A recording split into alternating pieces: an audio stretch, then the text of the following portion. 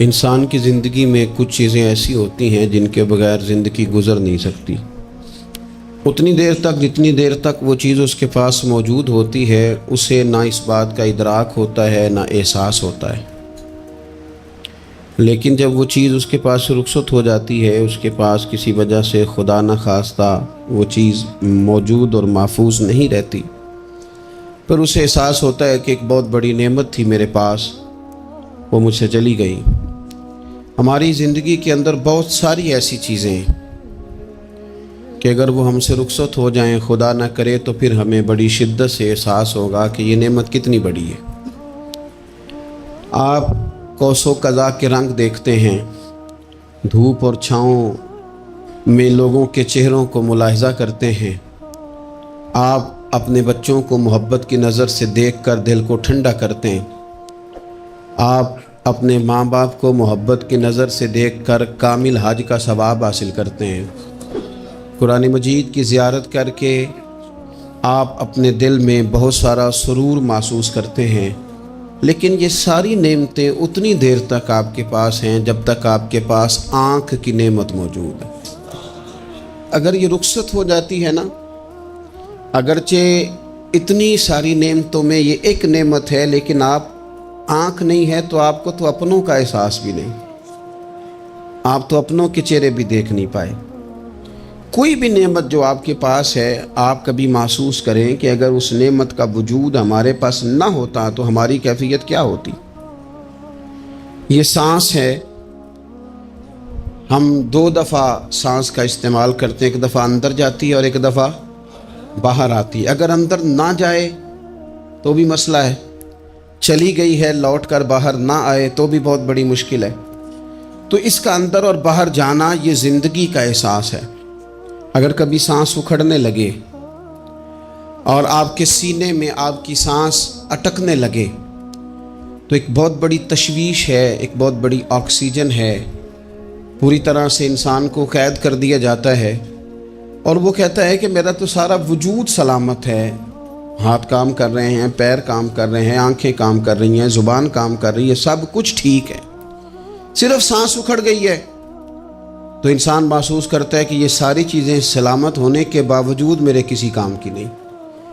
آپ کے پاس جتنی بھی نعمتیں ہیں ان کو اگر آپ شمار کریں تو کبھی آپ کہیں گے کہ ساری نعمتوں میں آنکھ زیادہ ضروری ہے، کبھی کہیں گے کان زیادہ ضروری ہے، کبھی کہیں گے زبان زیادہ ضروری ہے، کبھی کہیں گے دل زیادہ ضروری ہے، کبھی کہیں گے روح زیادہ ضروری ہے، لیکن میں آپ سے عرض کروں ان ساری چیزوں کے بغیر گزارا ہو سکتا ہے، رسول کائنات کی غلامی کے بغیر گزارا نہیں ہوتا۔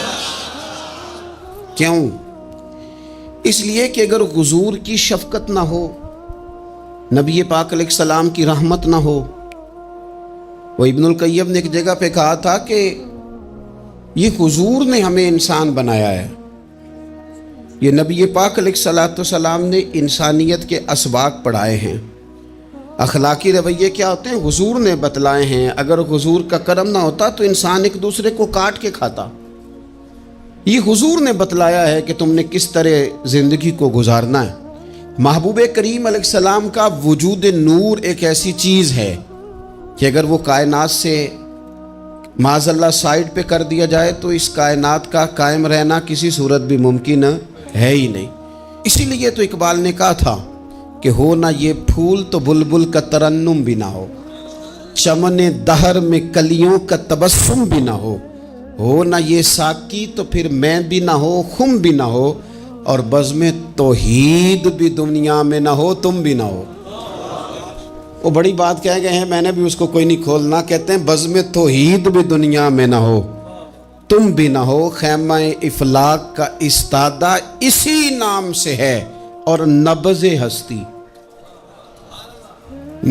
ہستی تپش آمادہ اسی نام سے ہے۔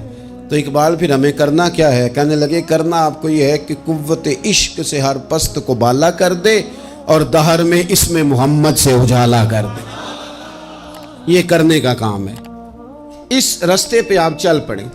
میرے بھائی، پہلی امتوں کے آپ تذکرے پڑھ لیں، کتابوں میں موجود ہیں، سورہ اعراف کو دیکھ لیں، اس میں بہت ساری چیزوں کا تذکرہ کر دیا گیا ہے، اور بھی قرآن مجید کی بے شمار صورتیں ہیں، آپ ان کو دیکھ لیں، اس پر غور کر لیں۔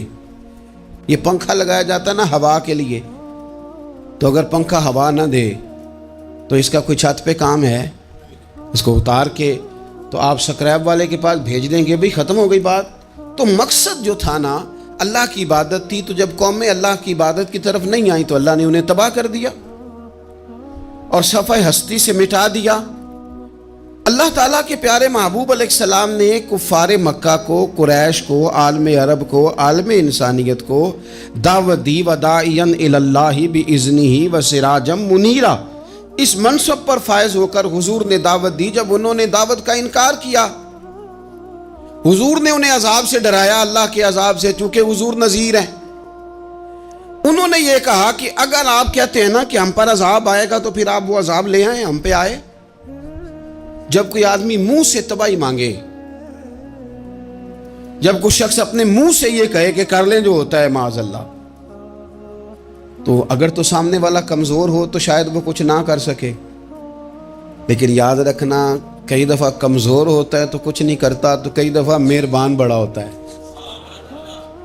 رحمان اور رحیم کئی دفعہ کرم نوازی کرتا ہے۔ جب انہوں نے کہا نا کہ لائیں وہ عذاب ہے محبوب جس کا آپ وعدہ کرتے ہیں، تو اللہ نے کیا فرمایا؟ فرمایا وَمَا كَانَ اللَّهُ لِيُعَذِّبَهُمْ وَأَنْتَ فِيهِمْ۔ محبوب رب کی یہ شان ہی نہیں کہ انہیں عذاب دے، کیوں؟ اس لیے کہ آپ ان کے درمیان موجود ہیں۔ آپ میری بات کو سمجھیں گے، غور کریں گے کہ کافروں کے درمیان اگر حضور موجود ہوں تو عذاب نہیں آتا، تو قیامت میں جب حضور مومنوں کے بیچ موجود ہوں گے، مجھے کہہ لینے دو نا کہ اساں جے ہاں گناہیاں دا جدوں اعمال نامہ پھرول ہوئے، پھر ذرے ذرے نے سامنے آ جانا ہے، جو جو منہ تھی بولیا بول ہوئے، اساں بھی کول حضور دے بیٹھ رہنا ہے، لکھ عمل ترکڑی تول ہوئے، او دے کولوں بھی رب نے حساب لینا ہے جیڑا بیٹھا ہی محمد دے کول ہو صلی اللہ تعالی علیہ وسلم، او دے کولوں بھی رب نے حساب لینا ہے جیڑا بیٹھا ہی محمد دے کول ہوئے، جس کو کہتے ہیں قیامت حشر، جس کا نام ہے، جس کو کہتے ہیں قیامت حشر، جس کا نام ہے۔ تیرے دیوانوں کے لیے وہ دن تو جشن عام ہے، زیارت ہوگی نا حضور کی، تیرے دیوانوں کے لیے وہ دن تو جشن۔ اور ایک شاعر نے اور بات کھول دی، کہنے لگا ہر نظر کانپ اٹھے گی محشر کے دن، خوف سے ہر کلیجہ دہل جائے گا۔ اچھا جی پھر کیا ہوگا؟ ہر نظر کانپ اٹھے گی محشر کے دن، آنکھیں پھڑ پھڑائیں گی، کانپیں گی اور کلیجے پھٹیں گے۔ منظر ہی ایسا ہوگا، انسان اپنے پسینے میں ڈبکیاں کھا رہا ہے، حساب کا وقت آ گیا ہے اور سورج سوا نیزے پہ ہے، زمین دہک رہی ہے، تو کہنے لگے ہر نظر کانپ اٹھے گی محشر کے دن، خوف سے ہر کلیجہ دہل جائے گا، پھر اوڑھ کر کالی کملی وہ آ جائیں گے، پھر اوڑھ کر کالی کملی وہ آ جائیں گے، پھر اوڑھ کر کالی کملی وہ آ جائیں گے، ہر نظر کانپ اٹھے گی محشر کے دن، خوف سے ہر کلیجہ دہل جائے گا، پھر اوڑھ کر کالی کملی وہ آ جائیں گے، سارے محشر کا نقشہ بدل جائے گا۔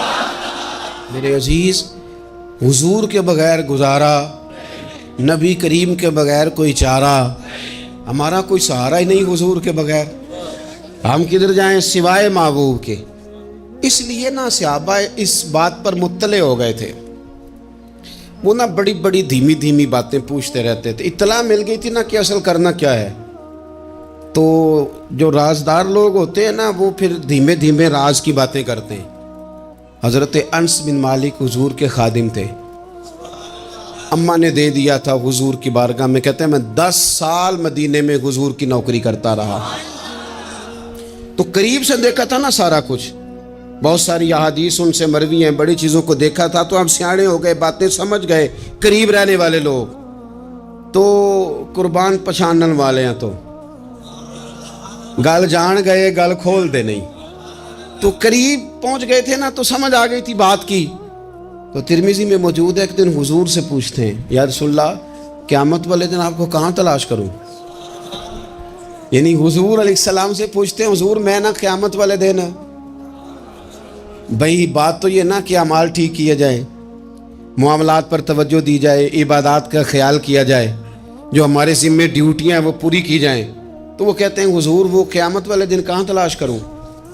تو حضور نے بھی نہیں فرمایا کہ تو اعمال ٹھیک کر، مجھے ڈھونڈنے کی کیا ضرورت ہے، کہاں ڈھونڈوں؟ تو حضور فرمانے لگے مسکرا کے فرمانے لگے، چونکہ قربان پچھانن والے ہیں تو اے گل جان گئے، گل کھول دے نہیں.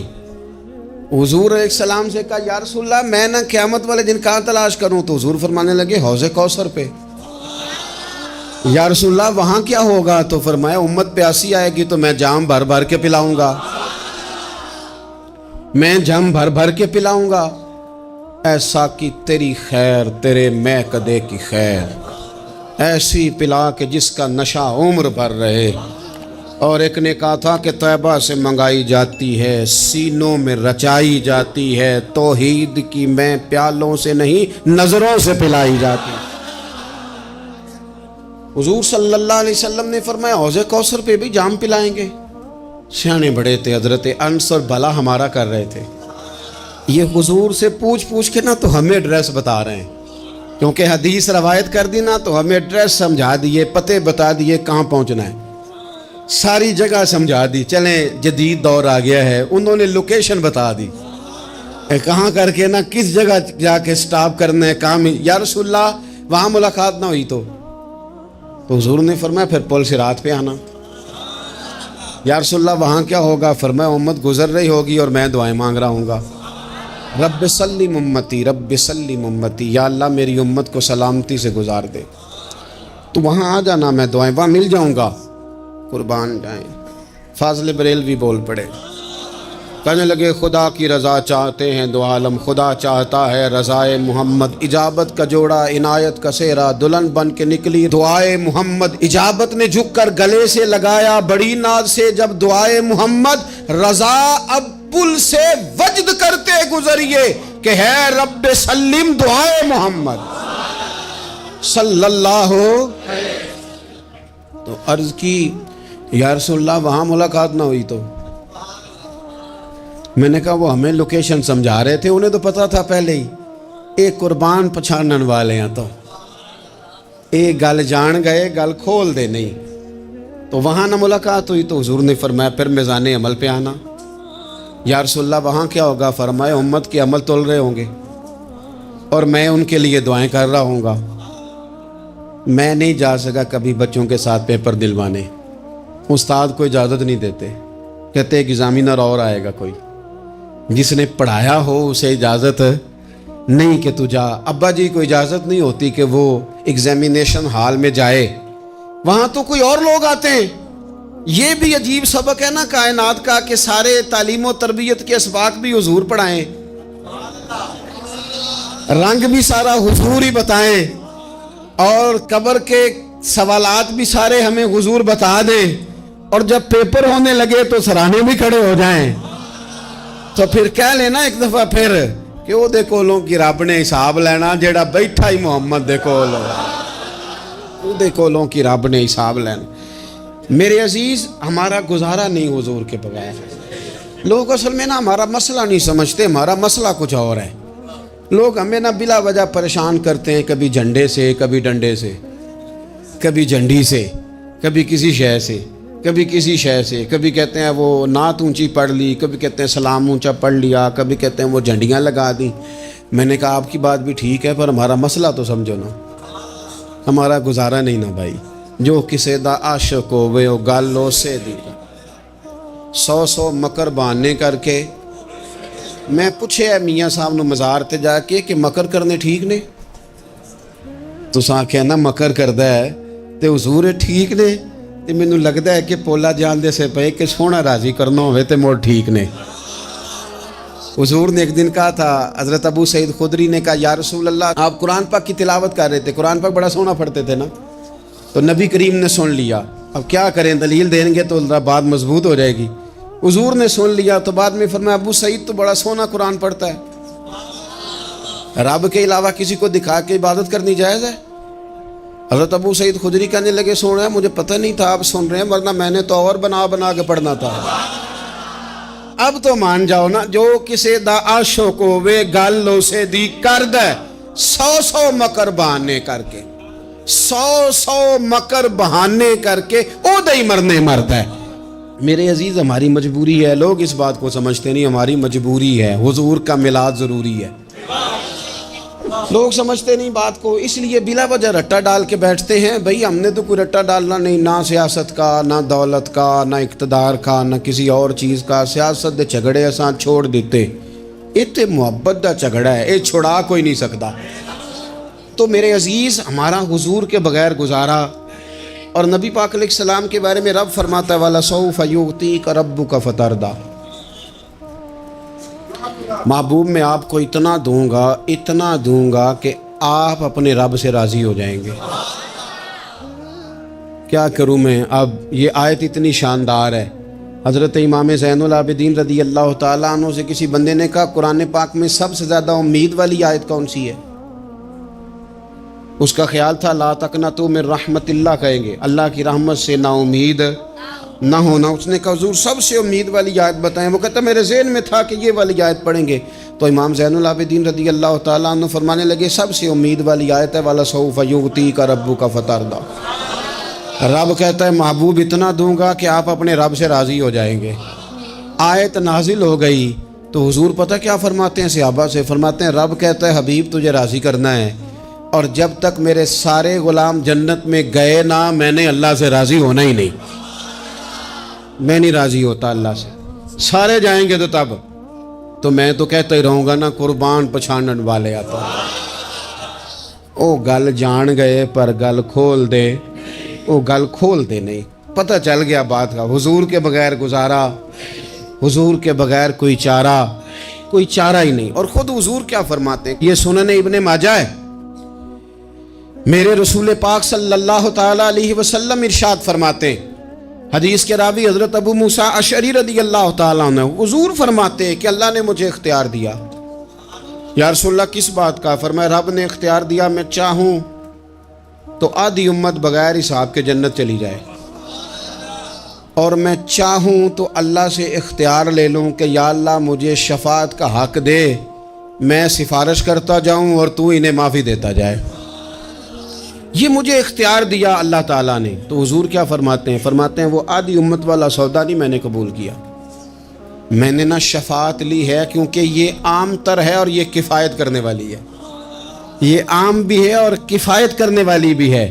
اور حضور نے یہ لفظ کہے, یہ سنن ابن ماجہ کتاب الزہد دیکھیے گا, اس میں روایت مل جائے گی. حضور فرماتے ہیں یاد رکھو تمہارا کیا خیال ہے کہ میری یہ شفاعت پرہیزگاروں کے لیے؟ خود جملہ استفہامیہ سے بات کرتے ہیں, تمہارا کیا خیال ہے کہ میری یہ شفاعت جو قیامت میں میں سفارش کروں گا تو پرہیزگاروں کی کروں گا؟ حضور فرماتے ہیں نہیں, میں قیامت میں گناہگاروں کی سفارش کروں گا, میں گناہگاروں کی سفارش کروں گا, گناہگاروں کے لیے عرض کروں گا اللہ کی بارگاہ میں. کچھ دن پہلے میں کہیں پڑھ رہا تھا کسی کا مضمون, اس نے تشبیہ کس طرح کی دی ہے مجھے پتہ نہیں, لیکن لکھ دی بات, کہنے لگے ایک وکیل ہوتا ہے ایک شفیع ہوتا ہے. ایک وکیل ہوتا ہے, ایک حضور وکیل نہیں ہمارے, حضور ہمارے شفیع ہیں, شفاعت کرنے والے ہیں. وکیل یہ کہتا ہے جج صاحب سے کہ یہ جس کا میں وکیل ہوں نا اس نے نا غلطی کوئی نہیں کی, اسے معاف کر دیں. وکیل یوں بحث کرتا ہے, کہتا ہے اس نے کیا ہی نہیں, جرم معاف کریں. اور جو شفیع ہوتا ہے نا وہ کہتا ہے مالک اس نے سارے کیے, تو میرے آنے کی لاج رکھ اور اسے معاف کر دے. یہ وکیل اور شفیع کا یہ فرق ہوتا ہے کہ شفیع کہتا ہے سونیا سارے کیے ہیں, بڑے بڑے پاپ کیے ہیں, پر میں جو آ گیا ہوں تو مہربانی کرنا معافی دے دے. میرے عزیز حضور کے بغیر کہیں بھی گزارا نہیں ہے. ہم نے نا جب یہ بات سمجھ لی, اور پتہ ہے نبی کریم صلی اللہ علیہ وسلم نے آگے بڑھ کے خود بھی کئی مقامات پر اس بات کو کھول کر مختلف انداز میں بیان کیا. حضرت عبداللہ ابن عباس رضی اللہ تعالیٰ عنہ کی روایت آپ دیکھ لیں, یہ آپ کو مستدرک میں ملے گی. حضور صلی اللہ علیہ وسلم فرماتے ہیں قیامت کے دن اللہ تعالیٰ انبیاء کے لیے نور کے ممبر بچھائے گا, ہر نبی ممبر پہ بیٹھ جائے گا, ہر پیغمبر علیہ السلام اپنے ممبر پہ جلوہ فروز ہو جائیں گے, ہر پیغمبر. لیکن حضور فرماتے ہیں میرا ممبر خالی ہوگا۔ یا رسول اللہ صلی اللہ تعالیٰ علیہ وسلم آپ کا ممبر کیوں خالی ہوگا؟ حضور فرماتے ہیں میں ممبر چھوڑ کے رب کی بارگاہ میں کھڑا ہو جاؤں گا، اور اس ڈر سے کھڑا ہو جاؤں گا کہیں ایسا نہ ہو کہ میں جنت میں چلا جاؤں اور میری امت رہ جائے۔ میں اپنی امت کی سفارش کروں گا، رب میری امت کی سفارش قبول کرے گا۔ فرماتے ہیں میں اتنی سفارش کروں گا کہ جہنم کا دروغہ مجھ سے کہے گا کہ محبوب کمال ہو گئی، آپ نے تو اپنا کوئی غلام دوزخ میں رہنے نہیں دیا، سارے آپ نے نکال دیے۔ کسی شاعر نے بڑی خوب بات کی تھی، اس نے کہا تھا کہ یاد رکھو قیامت کا جو دن ہے نا، یہ قیامت کا دن دراصل ہمارا وقت ہوگا خاص، جب ہم نبی پاک صلی اللہ علیہ وسلم کی بارگاہ میں جائیں گے تو ہمیں سمجھ آ جائے گی کہ دنیا میں ہم نے کئی دوستیاں لگائی تھیں پر جھوٹی لگا بیٹھے، ایک دوستی سچی ہے جو مدینے والے کی ہے۔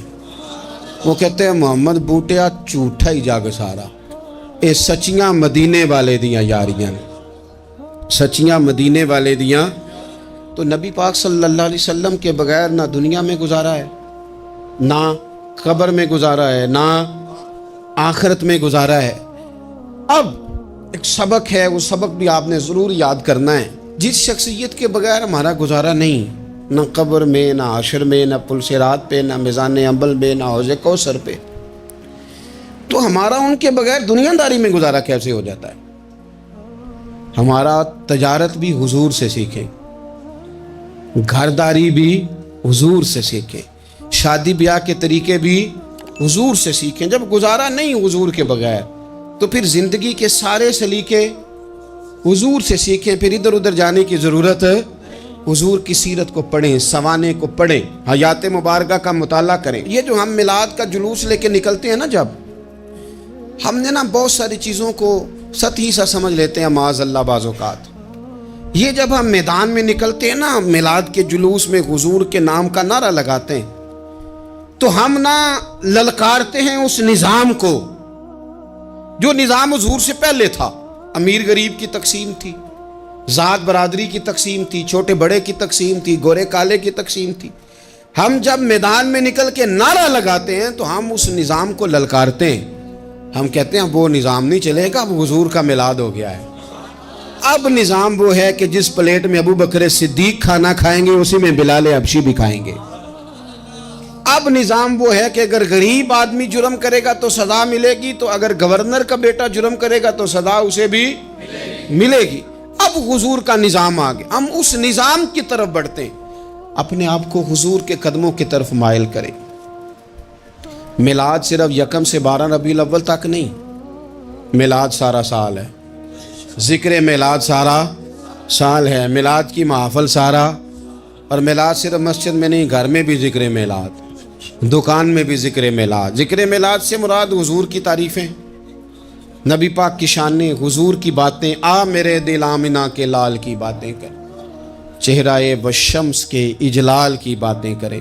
اپنی طبیعتیں حضور کے ساتھ لگائیں، اپنے آپ کو حضور کے قدموں سے وابستہ کریں اور عشق کریں نبی پاک سے۔